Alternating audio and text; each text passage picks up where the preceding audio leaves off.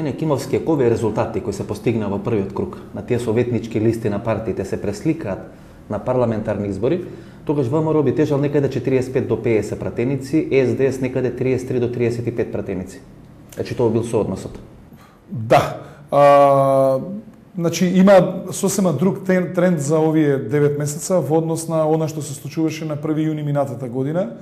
Значи евидентно дека владеачката гарнитура дека оди во надолна линија, без разлика што има вакви резултати на овие локални избори. Што освои се на ниво на градоначалници без малку. Добро, тука беше во игра се и се што, значи од притисоци што се вршеа, од злоупотреби одговорно може многу пари, медиуми и така на цела машинерија, значи беше медиумската неравноправност беше страшна, исто така има сериозни индиции дека има манипулации со спортски речено ова беше кој да почне со манипулации, евидентно дека има манипулации со гласачките списоци, значи симптоматично е што се случува со починатите и со оние што се заминати во странство. Меѓутоа, ако се вратиме на почетното прашање, они освоија во првиот круг, збориме за оние советнички листи кај што најдобро се гледа силата на партиите, некаде 307.000 гласови, се да се освои 213. Што значи дека тоа е сличен со без коалиционите партнери. Значи без коалициони, без НСДП и без ЛДП. Во мојата општина ние ќе имавме со 3000 гласа разлика коалицијата Сонце ќе водеше во однос на ВМРО ДПМН. А на парламентарните изгубивте некаде со 40-50 од 100 разлика. На парламентарните загубивме со 6000 гласа разлика во Карпош. Значи кога сега би се присликало, тоа би било многу слично, ако не и подобро од 2006 година. Значи тоа е тој резултат што Никола Груевски во моментот тежи на политичката сцена. Така. Значи раководството на СДСМ лани изгуби без испукан куршум во наводници општина Карпош. Значи целото раководство на СДСМ е регрутирано на некој начин од Карпош. Андреј Петров требаше да биде подпредседател, генерален секретар, Игор Ивановски, Шема, Емилијан Станковиќ. Значи тие луѓе ја изгубија Карпош, ако беше Карпош во рацете на СДСМ, Стефче Кимовски ќе победеше во прв круг на изборите. Далеку ќе ви се олеснеше работата. Значи вие покажавте дека ако машки се спортистави некој на власта може да ја добие. Така. Значи тоа е заклучок. Ако се одберат вистински луѓе, ако се одберат луѓе значи кои што знаат да се борат во кампања, затоа што евидентно дека ова беше многу прелјава кампања, дека ова се преминува сите црвени линии, значи луѓе кои се спремни да истрајат и кои што во секој поглед знаат да се борат. Значи едно е да знаат да понудат што имат на граѓаните, второ да знаат да дадат соодветен одговор на нападите, трето да бидат добри оратори. Беше жестока кампања, пожестока не беше во изминатите 20 години. Јас сум бил во кампањи 96, 98 и 2000 година, ова е најпрелјавата кампањата. Каков заклучок може да се извлече од овие последни избори? Дали Никола Груевски човекот кој всушност апсолутно победи на самите избори или сепак е човек чија политичка тежина веќе почнува да паѓа? Значи, дојдовме до тефтерот на шефот на штабот на Саша Димич, кој го заборавиле во кафичот Форца, во кој што јасно стои да се направи профил на личноста, да се види дали е во обработка на МВР и кои податоци МВР може да ги даде, да се види што може да се добијат податоци Министерство за труд и социјална политика, да се види од управа за приходи што имот има, да се види кои фирми ги има и што може таму да му се најде и така натаму. Значи беа впрегнати сите институции. Ако е Скопје ВМРО-вски град, што е Карпош во Скопје? Карпош е општина во која што не може да им се подценува интелигенцијата на граѓаните. Карпош ги одбрани своите демократски вредности. Господине Кимовски, како одоживувате Никола Груевски, кој човек кој апсолутно победи на овие избори или кој човек на кој му паѓа политичкиот рейтинг? Јас мислам дека Никола Груевски веќе има сериозен проблем.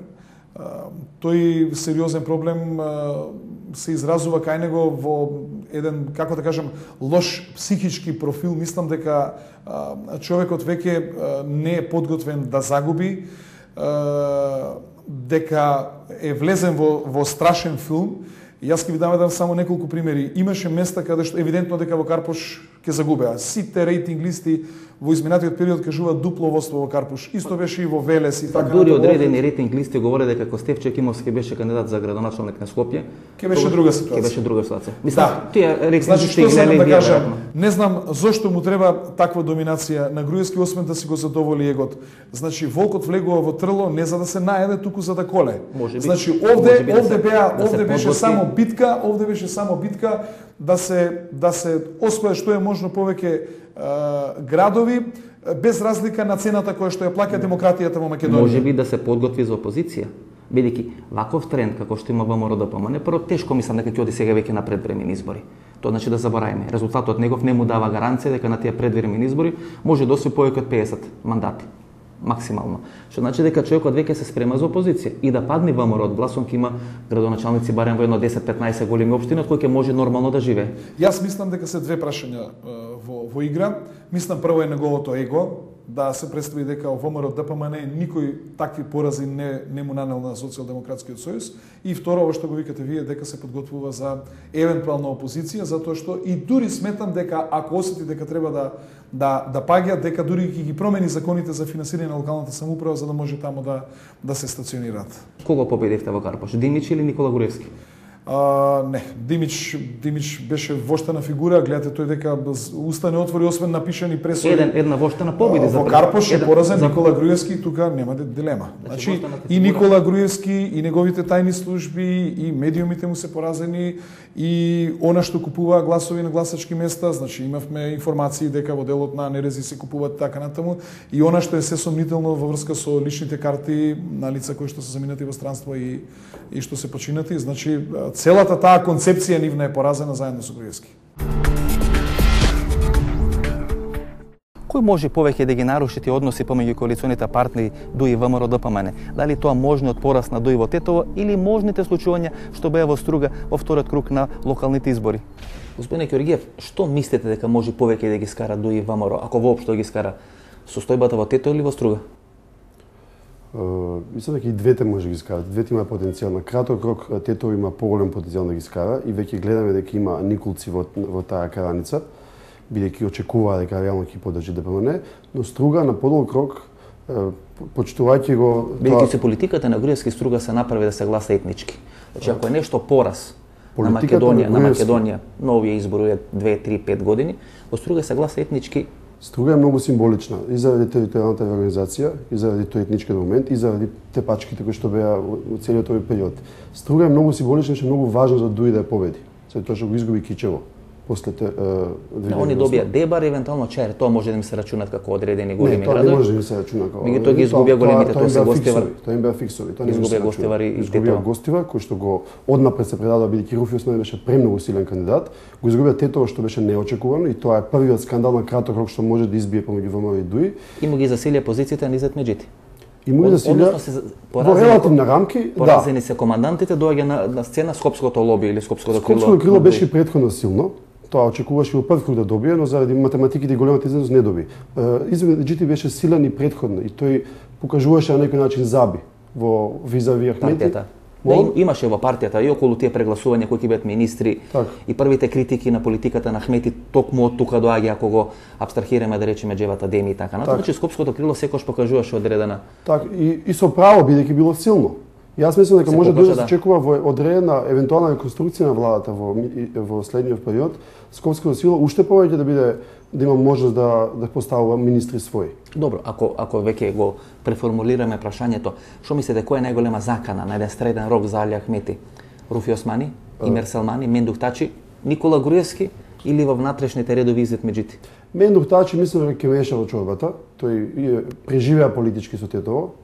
Нема дилема околу тоа. Имер Селмани мислам дека како потенцијална закана не е силен. Тоест балон кој ќе се издиши полека. Вие велите балон, тој има реални гласови кои што веќе не му значат ништо. Нема партиска инфраструктура. Гледаме дека албанци, особено сите партии покажуваат како снег во април. Топат како снег, тоа може да проблеми со Љубе Бошковски, тоа ќе го дискутираме. Затоа Имер Селмани мислам дека не е страшен. Руфи Османи е голем символ за албанците. Да, меѓутоа кај него ќе биде се проблем како локално да действува.